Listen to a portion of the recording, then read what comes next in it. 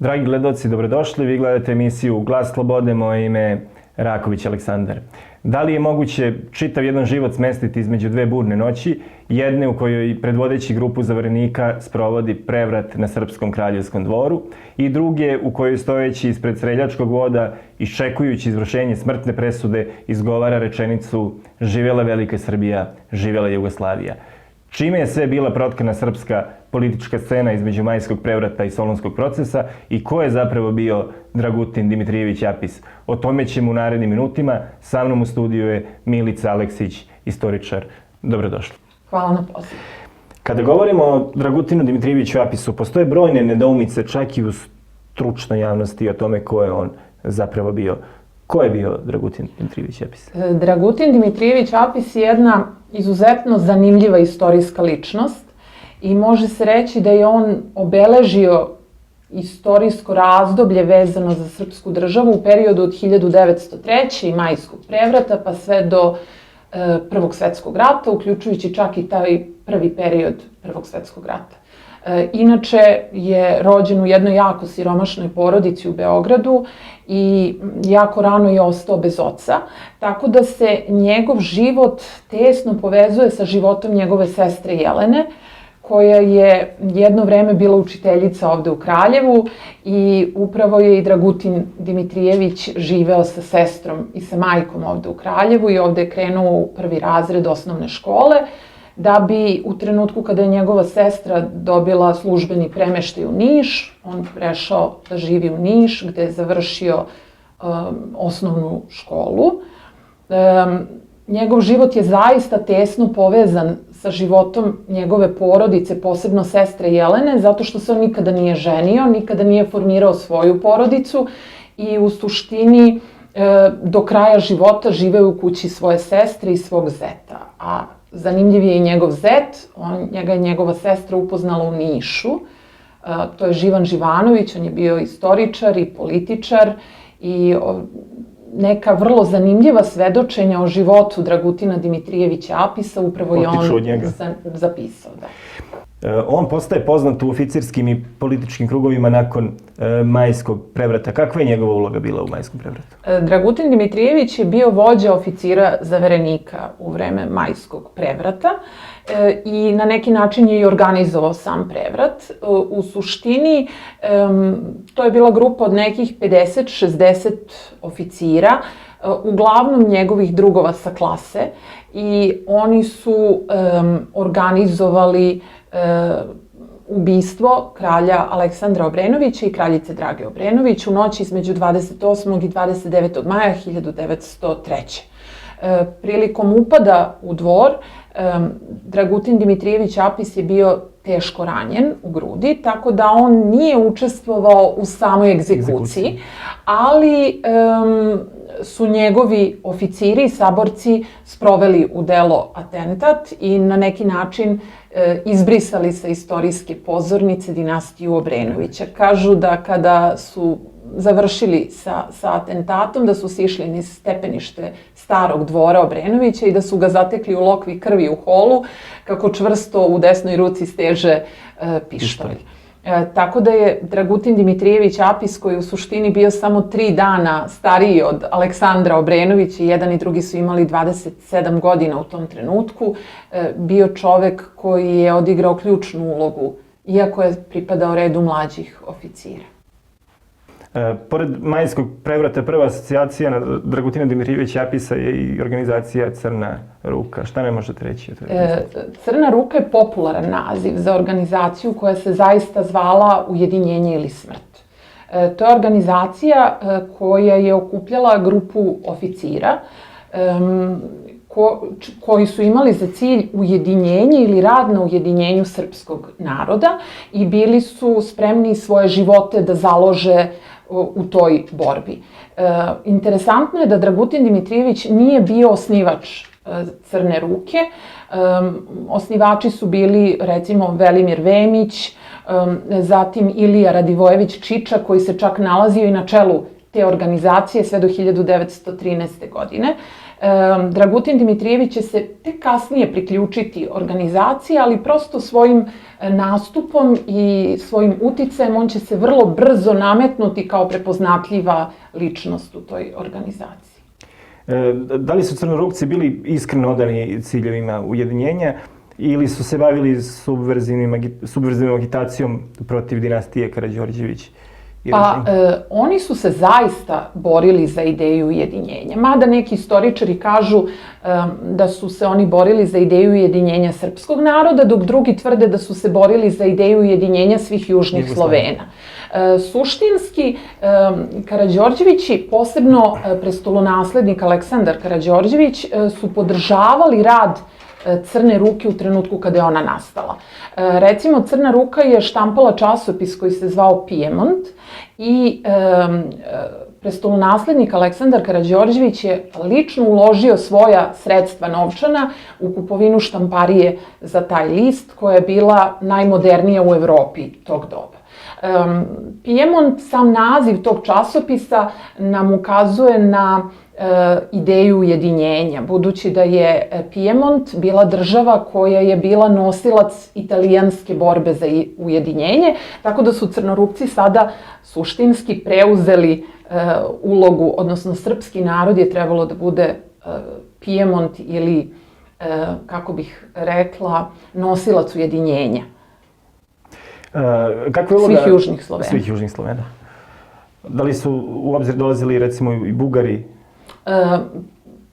Ili se teritorija odnosila na teritoriju koje kasnije nastala kao Jugoslavija? Odnosilo se uglavnom na teritoriju Srbije, Crne Gore i oblasti koje su u tom trenutku bile pod turskom i habsburškom vlašću. Dobro. Kakva je uloga Bele ruke? I kada ona nastaje? Bela ruka nastaje kao odgovor na Crnu ruku. Ona nastaje nešto kasnije, 1912. godine. I takođe je bila tajna oficirska organizacija. Na njenom čelu je bio Petar Živković. General Petar Živković je izuzetno važna istorijska ličnost. On je bio čovek od poverenja prestolonasledniku Aleksandru Karađorđeviću i u nekim kriznim situacijama Aleksandar Karađorđević mu je ukazivao veliko poverenje. Na primjer, u vreme Solunskog procesa protiv Apisa, ali i kasnije u vreme uvođenja šestojanuarske diktature 1929. Petar Živković će biti predsjednik te prve vlade u vreme diktature. Tako da, Bela ruka je trebalo da predstavlja protivtežu Crnoj ruci i prestala je da postoji onog trenutka kada je... I Crna ruka prestala da postoji. Da li je Apis učestvovao u Balkanskim ratovima? Apis nije učestvovao u Balkanskim ratovima. On je pred početak Balkanskih ratova bio u obaveštajnoj službi. On je bio načelnik vojnog obaveštajnog odeljenja pri Generalštabu i bio je šef biroa za informacije. U tom nekom smislu on je pred početak Balkanskih ratova boravio na Kosovu i Metohiji na severu Albanije, pregovarao sa Isom Boljetincem, on je bio vođa Albanaca na tom prostoru. Pregovarali su prosto o tome kako će se Albanci izjasniti u trenutku kada počnu Balkanski ratovi.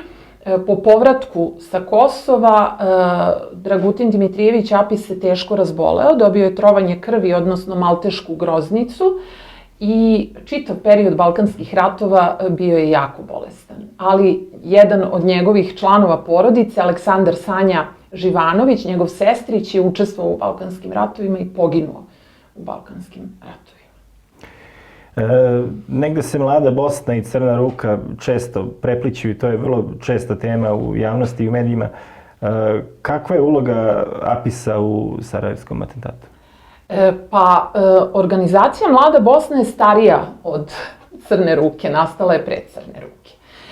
I mnogi istoričari smatraju da tu neke konkretne veze nema. Izuzev činjenice da su neki članovi Mlade Bosne ujedno bili članovi Crne ruke, poput Vladimira Gaćinovića ili Muhameda Mehmedbašića, koji je jedini preživeli učesnik Sarajevskog atentata.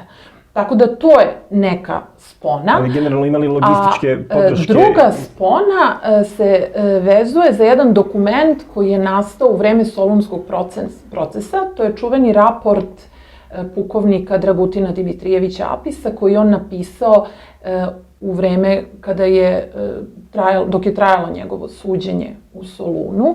I on u tom raportu priznaje da je preko svog adjutanta Rada Malobabića bio u sprezi i dosluhu sa učesnicima i ljudima koji su sproveli sarajevski atentat. Međutim, sam taj dokument treba uzeti sa rezervom, zato što taj dokument piše čovek koji je u tom trenutku na neki način već osuđen na smrt. Neki istoričari smatraju da je taj dokument nastao kako bi Dragutin Dimitrijević Apis zaštitio Rada Malobabića, koji je takođe bio oficir obaveštajac, od optužbi da je izdajnik i da se bavio špijunažom u korist Nemačke i Austro-Ugarske.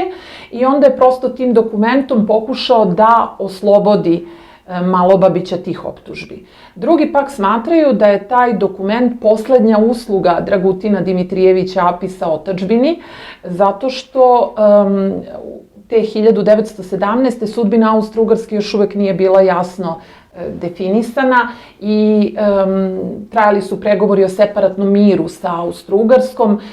Šta je separatni mir? To je mir koji je trebalo da bude sklopljen između Austro-Ugarske i sila Antante, kojim bi Austro-Ugarska izašla pod određenim uslovima iz rata. Ono što je zanimljivo... Gde je nas Apis video u tom? Ono što je zanimljivo jeste da je Apis u stvari trebalo da preuzme krivicu za organizovanje sarajevskog atentata i onda bi dao argumente Nikoli Pašiću i srpskoj vladi prilikom sklapanja mira. Oni bi mogli da se pozovu na to da su kaznili čoveka koji je izazvao rat i koji je organizovao sarajevski atentat. Ajde, već smo sada na pola Prvog svjetskog rata, Dobro. htio sam i neka pitanja vezana za početak Prvog svjetskog rata. Kakvu je ulogu imao Apis, kakav je njegov položaj zapravo bio u srpskoj vojsci na početku prvog? Koliko je on bio uticajan? Apis je bio jako uticajan sve vreme dok je načelnik vrhovne komande bio vojvoda Radomir Putnik. On je uživao veliko poverenje Radomira Putnika i bio je član vrhovne komande, tačnije njegova služba je bila pri vrhovnoj komandi, onda je prebačen na drugo mesto voljom regenta Aleksandra Karađorđevića. On je postavljen za načelnika štaba Užičke armije, a potom Timočke vojske. On je, recimo, učestvovao aktivno u svim dešavanjima u toku 1914. 1915. godine i uključujući povlačenje preko Albanije. Recimo, Slobodan Jovanović daje jedan opis Dragutina Dimitrijevića Apisa, koga je 1915. sreo po drugi put kod Ljum Kule na granici sa Albanijom i on kaže nosio je motku na koju se poštapao i dva Mekintosha zadevena za revere i delovao je prilično nestabilno na nogama, tako glomazan, ali ipak je uspeo da pređe Albaniju, da se oporavi na Krfu i da bude 1916. godine raspoređen na Solunski front pri vrhovnoj komandi Treće armije. Ono što je zanimljivo jeste da će na tom položaju biti i u trenutku kada bude uhapšen. Kako uspevaju da ga hapse kad je on bio tako uticajan? Pa prosto, Crna ruka je bila izuzetno moćna organizacija i njena moć se ogledala u tome da je ona dovodila u pitanje čak i funkcionisanje civilne vlasti u Srbiji. Recimo, Crnorukci stoje iza nekih izbora za Skupštinu 1914. Crnorukci su čak, neki istoričari smatraju, odgovorni i za povlačenje Petra I. Karađorđevića u korist regenta Aleksandra 1914. Oni su bili prosto neka vrsta pretnje, konstantne pretnje za civilnu vlast, oslikanu u vladi na čijem čelu je bio Nikola Pašić, ali i za samog regenta Aleksandra, koji je prosto smatrao, verovatno, da onaj koji je uklonio jednog kralja neće prezati od toga da ukloni njega onog trenutka kada mu zasmeta. Tako da, bez obzira na razne vrste optužbi, pretpostavljam da su članovi Crne ruke bili toliko moćni da su na neki način i iritirali regenta Aleksandra Karađorđevića, koji je rešio da iskoristi trenutak i da se konačno obračuna sa Crnom rukom. Kako izgleda optužnica protiv Apisa? Dragutin Dimitrijević Apis je uhapšen 15. decembra 1917. godine i ubrzo nakon njegovog hapšenja svi njegovi saborci i njegove pristalice u vojsci, članovi Crne ruke, su povučeni sa fronta i uhapšeni u narednim danima. Ta optužnica je otprilike izgledala, on je bio optužen za veleizdaju, optužen da priprema vojni udar, preuzimanje vlasti od civilne vlade i glavna optužba bila je pokušaj atentata na regenta Aleksandra Karađorđevića, koji se dogodio navodno u septembru 1916. dok je regent Aleksandar obilazio front kod Ostrova. Pri tome te tačke optužnice nikada nisu dokazane. Posebno atentat. Recimo, neki savremenici su tvrdili da je Apis organizovao zaista atentat na regenta Aleksandra, on bi ga isproveo. Ne bi to bio jedan ispaljeni metak na automobil koji se kretao punom brzinom. Hoćete reći da sud nije pokazao da je atentat bio vršen nad Aleksandrom Karađorđevićem? Istorijski izvori to nisu dokazali, a sud je svakako to dokazao. Pitao sam se da li je smio sud da ospori atentat za koji sam Aleksandar tvrdi. Sud je bio sastavljen od ljudi koji je trebalo da osude Apisa. Prosto to su bili neprijatelji Dragutina. Dakle, sud je pokazao da je atentata bilo, ali kasnije istorijske istraživanja osporavaju. Prilikom izricanja presude, to se događa u zoru juna 25. juna u zoru. Postoje neke kontroverze oko tog samog čina. Šta se tu zapravo događa? Njemu čitaju optužnicu unapred iskopane rakije preko 2 sata. Iskopanog groba, da. Svedočenje o tome dao je kapetan Milan Stojković, koji opisuje te poslednje sate života Dragutina Dimitrijevića Apisa, Ljubomira Vulovića i Rada Malobabića. Optužba, tačnije presuda je čitana nekih 2 sata i više i Stojković kaže da je Apis popušio više od 40 cigareta slušajući presudu iznad svog iskopanog groba, da je bio jako nervozan i da je odavao utisak da očekuje pomilovanje. Zato što su svi ostali osuđenici bili pomilovani i osuđeni na dugogodišnje robije, poput Velimira Vemića, recimo Muhameda Mehmedbašića i drugih. Jesu oni odslužili te dugoročne robije ili su kasnije bili pomilovani? Ne, nisu. Vemić je preminuo kasnije, početkom Drugog svetskog rata. Uglavnom, kada je presuda pročitana, krenuli su da ga vezuju, on je rekao nemojte me vezivati, oni su rekli da je to po zakonu, onda su krenuli da mu vezuju oči, on je rekao nemojte mi vezivati oči, to je po zakonu, ako je po zakonu onda ćemo slušati zakon i onda se obratio streljačkom vodu sa rečima vojnici junaci gađajte dobro. Verovatno je mislio na to budite precizni i čak je napravio pošalicu kako mu je grob mali, kako je nedovoljno veliki za njega, taj grob koji se nalazi u jednoj jaruzi nedaleko od Soluna i njegovi ostaci dalje počivaju tamo. On ipak bio rehabilitovan i to čak 2 puta. Zvanično je rehabilitovan jednom.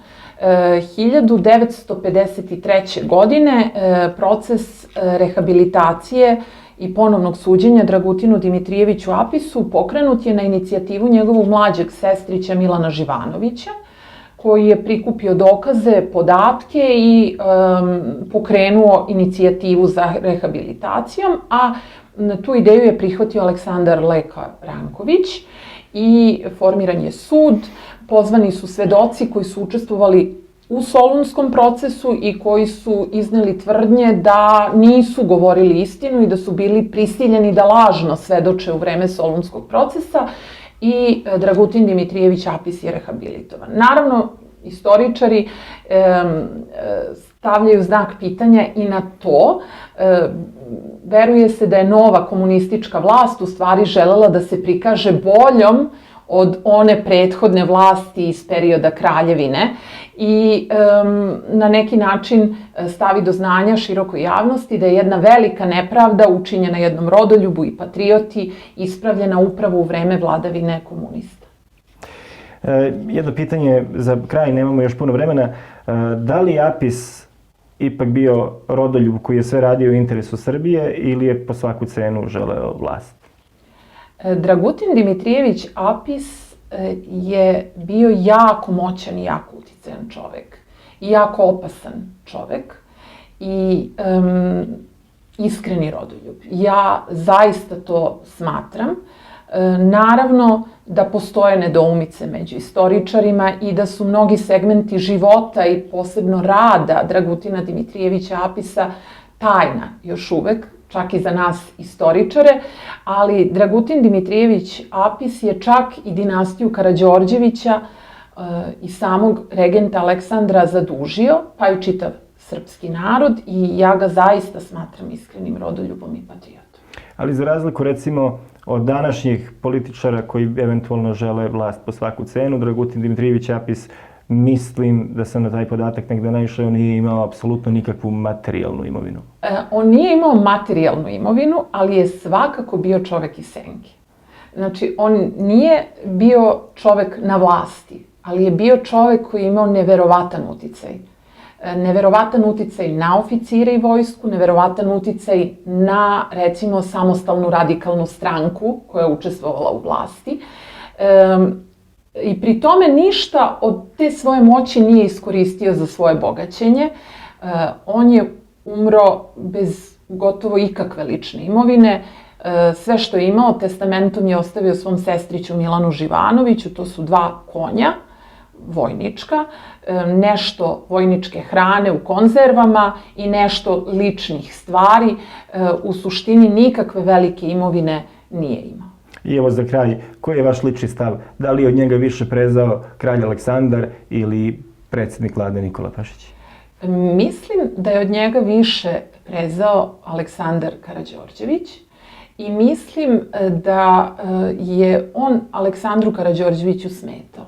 Aleksandar Karađorđević će se u budućnosti pokazati kao jedan autokrata i diktator, čovek koji ne trpi bilo kakvu vrstu opozicije i svakako da mu prisustvo jednog moćnog i uticajnog čoveka u vojsci nije odgovaralo. Hvala vam na gostovanju. Nema na čemu. Dragi gledalci, hvala vam što ste bili sa nama. Možete nas pratiti na našem YouTube kanalu Glas Slobode i na našoj istoimenoj Facebook stranici. Hvala i doviđenja.